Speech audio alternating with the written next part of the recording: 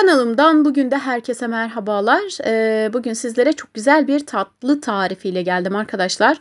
Hem havuçlu mozaik pasta lezzetinde hem sütlü tatlı lezzetinde ikisinin muhteşem buluşması bu tatlıda diyorum. Ve sizleri bekletmeden hemen tarife başlıyorum. Şimdi 2 su bardağı dolusu kadar rendelenmiş havucu tavamın içerisine alıyorum. Yaklaşık 7-8 tane havuç kullandım ama orta ince boyda arkadaşlar.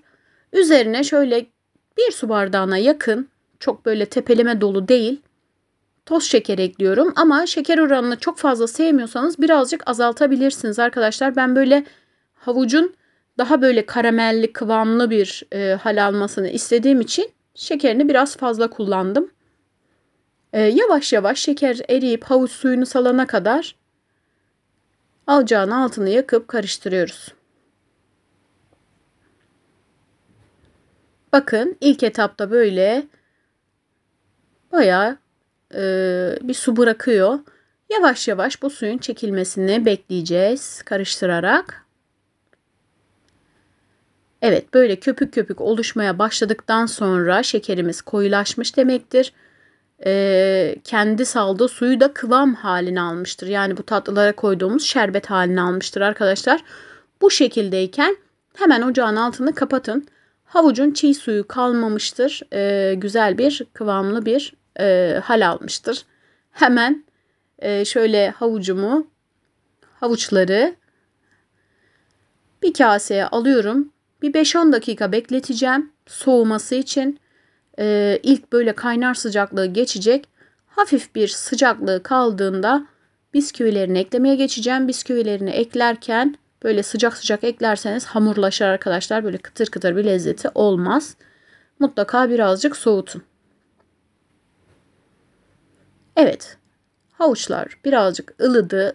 Ilıkta konuşamadım yine.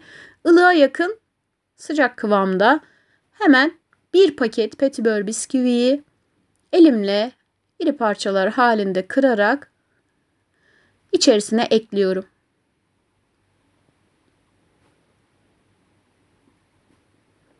Tam olarak bir paket petibör bisküvi kullanacağız. İri kalan parçalar varsa şöyle elimizle birazcık ufaltabiliriz. Çok fazla iri olmasın.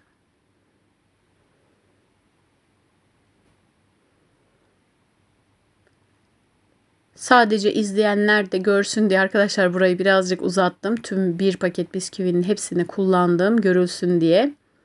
Birazcık da ceviz ekliyorum. Yarım çay bardağından az, şöyle evde bir tutam kadar vardı. Cevizi de ekledim. Daha iyi karıştırabilmek için tabii kaşıkla zor oluyor. Bisküviler böyle harmanlanmıyor. Elinizle güzelce bir yoğurun 2 dakika kadar. Şöyle toparlanacak kıvama gelecek kadar yoğurun arkadaşlar. Baktınız şöyle top top oluyor. Kıvama gelmiş demektir. Evet, bakın. Bisküvileri içerisinde ezmedik, hamurlaştırmadık. Hala iri taneli şekilde duruyor arkadaşlar. Ezerken yani yoğururken iyice hamur kıvamına getirmeyin. Mutlaka bu şekilde karıştırarak devam edin. Şimdi iri büyük toplar yapıyorum. Mandalina büyüklüğünde. İsterseniz daha küçük küçük yapıp trüf şeklinde de sunabilirsiniz. Ama bu tatlıda birer porsiyonluk büyük olması servis için ideal oluyor. Önce bir sıkılaştırıp toparlıyorum. Daha sonra yuvarlayıp küçük bir cam tepsinin içerisine koyuyorum. Hepsini bu şekilde yapacağım. Evet, hepsini yaptım. Tepsime yerleştirdim. Şimdi hemen üzerinin kremasına geçiyorum. 2,5 su bardağı süt, 2 yemek kaşığı un, yarım çay bardağı toz şeker. Tencerenin içerisine alarak çırpıcı yardımıyla sürekli karıştırarak muhallebi kıvamında koyulaşana kadar pişiriyoruz arkadaşlar. Bakın pişti. Piştikten sonra içerisine 1 yemek kaşığı tereyağı ekliyoruz veya margarin varsa margarin ekliyoruz. ocağın altını kapatıp yağın içerisinde erimesini sağlıyoruz. Bir pakette vanilya ekliyoruz ve güzelce karıştırıyoruz. Kıvamı tam bu şekilde olacak. Akışkan bir kıvamda. Daha koyu da yapabilirsiniz. Evet, toplamda bu kadar havuçlu top tatlımız çıktı. Şöyle üzerlerini kapatacak şekilde muhallebisini döküyorum. Muhallebisini daha da fazla yapabilirsiniz arkadaşlar. Aslında biraz daha fazla yapsam daha iyi olacaktı sanki. Şöyle tabandaki muhallebi birazcık daha yükselecekti. Ben yeterli olduğunu düşündüm. Sizler eğer artırmak isterseniz süt miktarını artırıp yarımşar kaşık da ununu artırıp yapabilirsiniz. Hemen üzerini süslüyorum tatlımı. Süsleme işlemi için kıyılmış fıstık kullandım. Fındık da kullanabilirsiniz. Ceviz de serpebilirsiniz. Tarçın da serpebilirsiniz. Havuçlarımızın içerisine tarçın koymadık. Üzerine koyabilirsiniz. Hindistan cevizi serpebilirsiniz.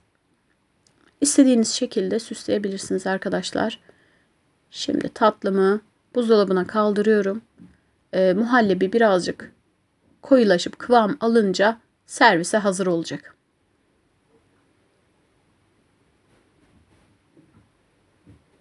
Evet. Servise hazır. Birkaç saat beklettim.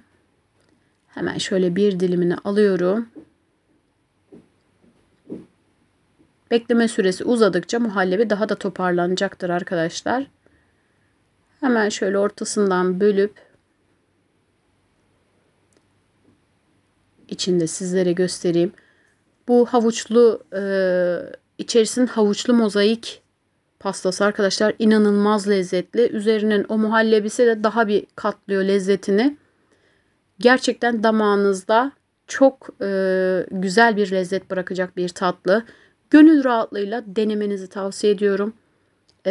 Benim tariflerimde bugüne kadar hiçbir deneyen kişi yanılmadı. Hep memnuniyet mesajları alıyorum. Bu da beni gerçekten motive ediyor. Mutluluk sebebim sizlere faydalı, güzel tarifler verebilmek.